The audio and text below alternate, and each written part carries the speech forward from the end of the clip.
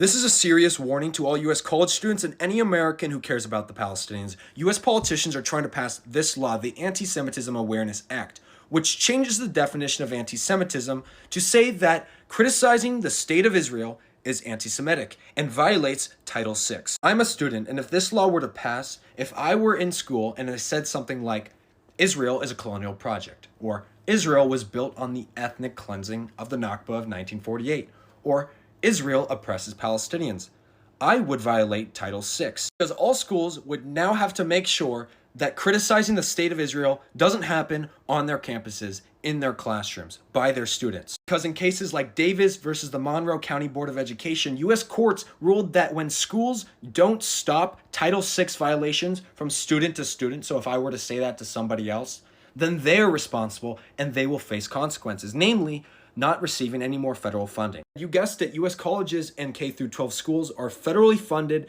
and try their hardest to follow Title VI. New definition U.S. politicians are trying to change it to is the International Holocaust Remembrance Alliance's working definition of anti-Semitism. It states that denying Israel's right to exist, and the example they give was claiming that Israel is a racist endeavor, is anti-Semitism. Now, the problems with this is something I've been researching for quite a while, way back in October when House Republicans passed a bill stating that anti-Zionism is anti-Semitism and referenced this definition. Come to the obvious conclusion that this definition is used to shut down free speech criticizing Israel and policies and governments around the world. This definition is heavily pushed by pro-Israel lobbies here in America because it literally gives these lobbies protections. Not only are they already acting in Israel's interest and on behalf of Israel, but this shuts down a lot of criticism of the pro-Israel lobby here in America because a lot of it is based off the actions of the state of Israel. If you can't criticize Israel legally anymore, you can't criticize these pro-Israel lobbies. The author of this Anti-Semitism Awareness Act is Mike Lawler. And you already know he's funded by AIPAC.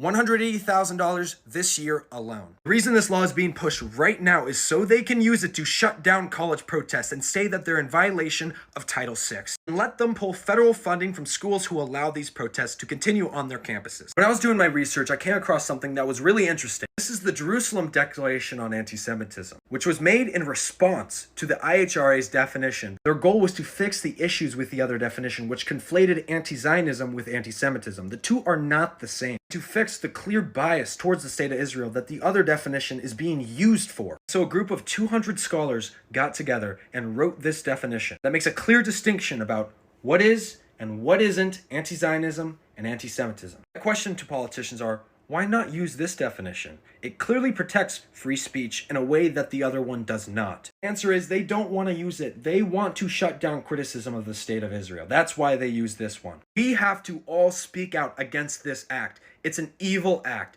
It's an act meant to shut down free speech. It's an act meant to protect Israel. This is not an American bill. It's an Israeli bill. Pushed by AIPAC, using a problematic and biased definition. They had the audacity to name it the Anti-Semitism Awareness Act. What it should be called is the Don't Speak Against Israel Act. Please help this video get out there, repost and copy the link a bunch of times, and make sure you're following me on Instagram so you can continue to hear my messages in the future. Thank you, and free Palestine.